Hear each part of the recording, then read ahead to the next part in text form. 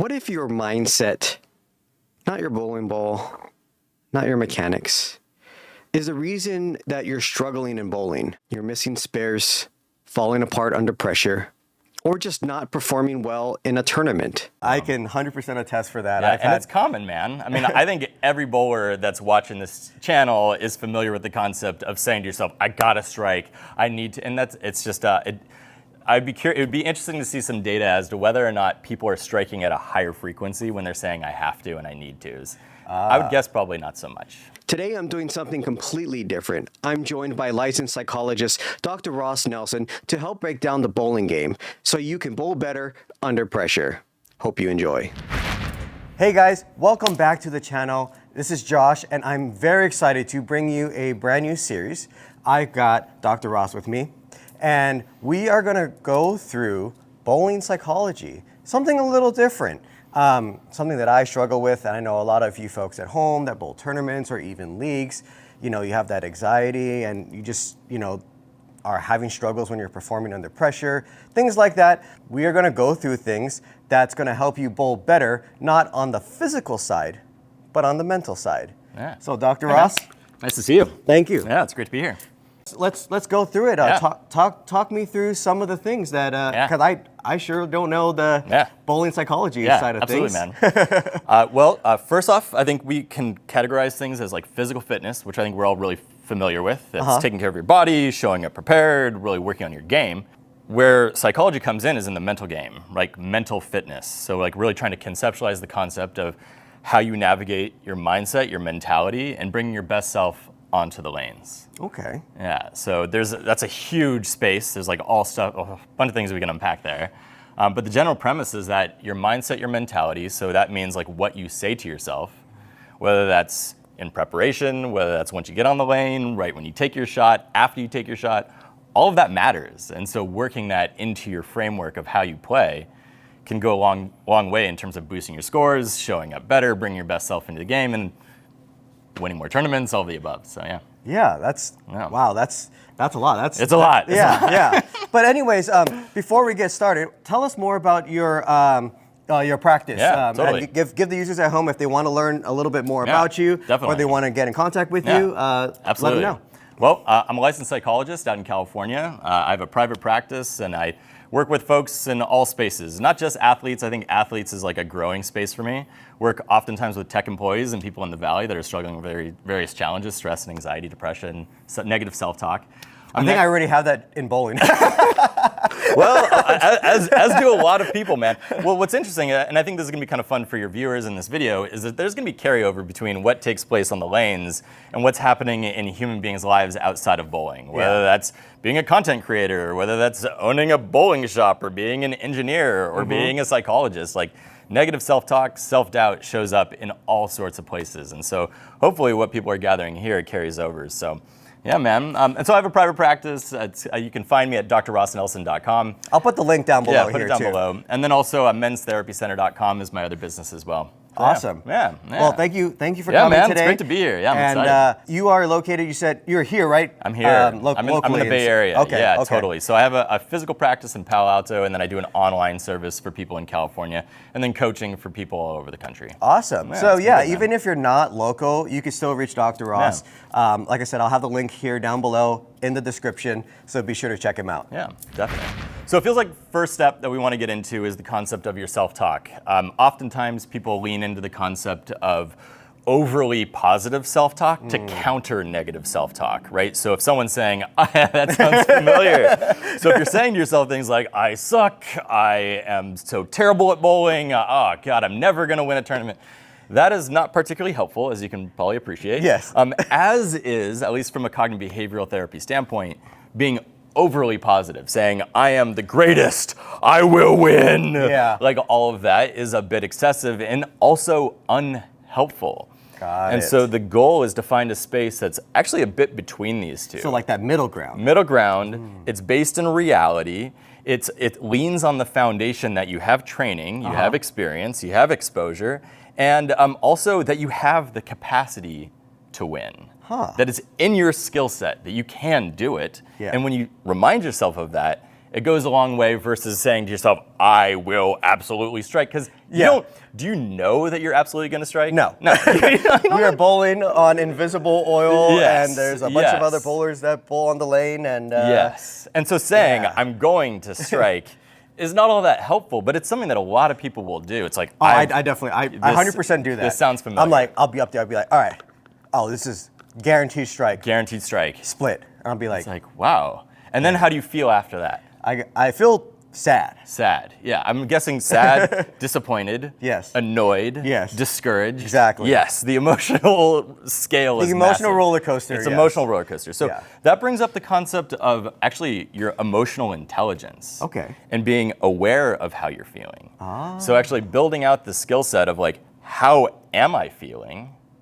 Is super important. And in fact, I mean, it's helpful, again, outside of bowling and also helpful inside bowling. Yes. To become aware of how you're feeling at any given time. And that's a skill that, I mean, technically speaking, not a lot of people like practice. It's like, Yeah. how am I feeling? What am I feeling? Yes. And doing so on the lanes is actually really helpful because you can ask yourself, oh, shoot, I'm feeling discouraged. I'm feeling frustrated. And then you can work with that, build a healthier mindset, and that'll change how you feel. The foundation of that is essentially your perspective shapes your emotional experience. Okay. So when you're telling yourself things like, I suck, I'm never gonna win a tournament, I have to strike right now, all of that is creating emotional experience in the form of stress, fear, discouraged feelings, sadness. And so working with your mindset mentality is just critical. Exactly. All the things you talked about, there'd be like, I'd be bowling a tournament, Yeah. and like, I'm really close to the cut. Yeah. And I'm like, I really have to ace this shot. Yeah. And then that's when I feel like You're the tense. world's just on my shoulders. Yeah. And like you said, it's that Do you that have mental, to ace that shot? Do you have to? I think if I have to, what I was thinking at the time, yes. But after talking to what you're saying, Yes. no. Yeah. I mean, like, and also, I mean, also zooming out a little bit and being like, actually, this is a game. Yeah. This is a game. Yes. And I don't have to ace it. Even if you technically need to strike in order to advance in tournament, Yeah. or let's say to win the tournament. Like technically speaking, saying, well, I do need the strike in order to win, but putting it in perspective and being like, this is a game. Yes. This is like, I would like to win, but I Yes. don't have to win. Yeah. Like it's helpful for your mindset and mentality going in and To bringing give your you a better strong suit and exactly better thought process and Exactly. going into that shot. Exactly. That enables you to then focus on the things that you have control over. Got it. Which is, your body, your setup. Yeah.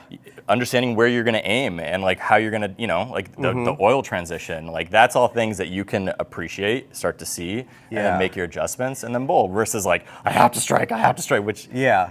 it doesn't help. It doesn't. Yeah, it definitely doesn't help. Yeah, it doesn't help. I can 100% attest for that. Yeah, and it's common, man. I mean, I think every bowler that's watching this channel is familiar with the concept of saying to yourself, "I gotta strike. I need to," and it's just I'd be curious. It would be interesting to see some data as to whether or not people are striking at a higher frequency when they're saying, "I have to" and "I need to." I would guess probably not so much. Yeah, I think what I see a lot of the pros. Yeah. I think what they've learned is they've Yeah. developed a mindset, like you're saying, where it's like it's not like I have to strike, but it's a middle ground. It's Yeah. like I know I'm going to strike, Yeah. but I don't need to strike. You don't so know. I'm You just don't know. gonna You don't. focus. You don't know you're gonna strike. Oh yeah. You don't That's know true. you're gonna strike. You don't know. You don't know you're gonna strike. Yeah. So you can't say, "I know I'm gonna strike." But your right mindset is super critical, and like trying to find a mindset. And this is the key. A lot of people, again, they work on their physical game. Yeah. Building out the entire construct of what can I say to myself that really feels grounded in reality and calms me down. It's critical. Yeah. I think putting things in perspective, as we were touching on earlier, really like reminding yourself, I don't have to actually. I really would like to. Hell yeah, I would like to. I mean, like I would love to strike right now, but I don't have to. And let me focus on what I have control over. And that's very different from the things that you don't have control. You don't know how the pins are going to react That's true. down lane. Yep. You don't have control over that. No. You have some, depending on your release Yeah. and like how you bowl Yeah, it down, but like you exactly. don't have full control of that. That's true. You also don't have control over what's happening on the other lanes or other people that you're bowling against on your lane. Like That you have is- no control over that. 100%. So I like the idea of keeping your eye on the prize, focus on yourself, focus on what you have control over, and work on building out healthier mindsets. One thing that most people don't do is track their mindsets. I definitely don't do that. I definitely don't do that. Comment down below how many of you track your mindsets. Do you track your mindsets? Tell me yes or no. Yeah. Just comment down below. Probably unlikely. And so this is like, an opportunity, maybe like something to practice if you want something practical that you can walk away with, is if you have a little journal where you're tracking your shots, maybe where you're lining up, your break point, things of that nature. Also track your self-talk. Like work on the habit of identifying what do you say to yourself. Maybe after a bad shot, you miss a spare. It's like, oh God, I'm such an idiot. If you're saying to yourself, I'm such an idiot, that's gonna be probably not something that just happened once. You probably say that to yourself many times. And so working to identify what are your most common negative self-talk, and then like what would be something that's a little bit kinder. And you can work on that when you're not bowling. Yeah, I mean, you could like do that anywhere. Yeah. And then you bring it to the bowling alley, you set up, you work on your self-talk, and then you go up, you line up, and then focus on what you have control over and take your best shot. So that's almost like, like how you have a pre-shot routine, right? You grab your towel, you wipe your bowl. Yeah. But at the same time, you should also have a pre-shot routine in your head. Yes. Putting yourself, focusing on the things that you have, like you said, you have control over. 100%. Like focus on, okay, my targeting. Yeah. Making sure that you're staying ahead of your adjustments. Yeah. And working on your fundamentals and your foundations instead of worrying about what's going to happen out there, like you said, that we don't really have control over. It's all the foundation stuff that I feel is not thought about as much. Yeah, it's not. I definitely think about it when I'm sitting back there, but not really like more when I need to focus on making a good shot, because when I'm making a good shot, I'm focusing on just, I need to throw it good. Yeah. But now if I change that to other things like I can control over, I can see where you're saying that you can be in a better headspace, in a better mindset, because you won't feel as pressured. Yes, exactly. You're trying to eliminate the pressure of the situation, put it in perspective, and then go out there and do the best thing that you can do with the training and experience and all the practice that you've like put into this thing. And I feel like it's almost like you have to mentally trust yourself. Yes, definitely. I feel like if you lose that connection of trusting yourself and your physical capabilities, definitely, that's going to set you behind. Definitely, which is actually a huge differentiator between an amateur bowler and also someone who's been like far more advanced like yourself, who's really worked the game for quite a while. An amateur bowler, it's pretty hard to trust yourself. Because you're still working. You're a new bowler. I am a new bowler. I'm getting better. Dr. Wright takes lessons from talent, so he's been getting better. But so you're new to bowling. So like, how did you feel when you're bowling league and you're like, talk about your experience? Yeah, definitely. I took a lot of pressure off myself because I was like, I'm bowling league. I'm gonna do the best job I can. That's a mindset. I'm gonna do the best job that I can with the skills that I currently have. Right, like. I practice maybe once a week and then I bowl league, but it's probably oftentimes I'm bowling league. So I'm like not really putting in all of the work. And so it's hard for me to get out there and be like, oh, I really trust myself because I'm not bowling enough to help. Like I'm not EJ Tackett. He's bowling every single day, I would imagine. And so like it's hard to then be like, okay, definitely, you're gonna like crush this. I can't say that to myself. And so being intentional of what your skill set is, being aware of your average, which every bowler is aware of what their average is. And then holding yourself to that as a goal, setting a goal for yourself. So I do that for myself. I come out and I say, my goal is to bowl my average, maybe a little better than my average, see what I can do. And my goal is also, this is for real, man, my goal is to have fun. Bowling, have fun. That's one thing I feel like even I've lose track from time to time is to have fun when you bowl. Definitely. Yes, it can be very serious, and there's going to be times where it's very serious, but find the things that make bowling fun. Because there have been times where, like really dark times, where I'm just like, I just don't want to be in a bowling alley because I'm in bowling so much. Like you said, when I step back and I find what the times that I miss it, it's always the fun things about bowling is what brings me back. Beautiful, bro. So exactly what you're saying. If you're lost in that mindset, and you just need to get your head into a clearer space. Find the things that makes you fun, or find the people in bowling that makes it fun. That's nice too, man. kind of going on a little bit of a scavenger hunt. What can I do that will make this more fun right now? What do I have control over? Like, you know, what is my general target, and what am I trying to get better at? You know, and of course, you don't want to like have like infinite amount of things. Like Tamlin and I are working on like all sorts of things to work on my game. Yep. But like once it comes to League, I'm trying to just focus on like 1 to 2 things at a time. Like you can't focus on all of them. That's not healthy mindset. Correct. That's going to result in way less focus. You're trying to bring your best focus into this game. And so at some point there is some form of, I'm going to trust that I have practice where I can continue to practice, but here I am, I'm going to do the best I can with the knowledge, the skills, the experience that I have. There was times where I'm trying to work on my timing, my footwork, my release, and then like a whole bunch of things, and it just throws you so far out of the loop that it takes you even longer to get back, even close to where you were before that.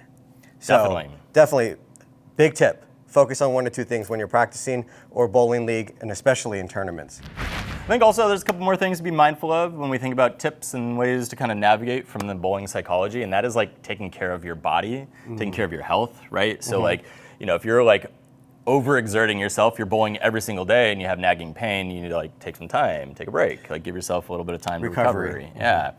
Also, like ensuring you're getting enough sleep, or like making sure that you're eating pretty well. You probably know how your body does when you've like eaten a big meal right before you bowl, or maybe not so much. That's I eat right before a really big meal right before I bowl. Oh, I'm sluggish. Great. I'm like, okay, come on, wake up. Yeah, totally.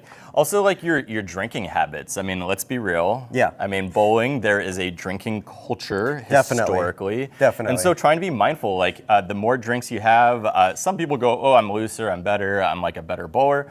But I would encourage you to actually do some data on that as well. Yeah. I think there's something to be said actually about clear mindset, not having too much, and being able to bring your best self into the game. I felt actually bouncing on that. Yeah. So what I've found personally, and I've never thought about this until you just said it. Yeah. If I have 1 drink, maybe like 1.5, I'm at that level of, I'm still here. Yeah. But it's loose enough for me to just relax my muscles. Yeah.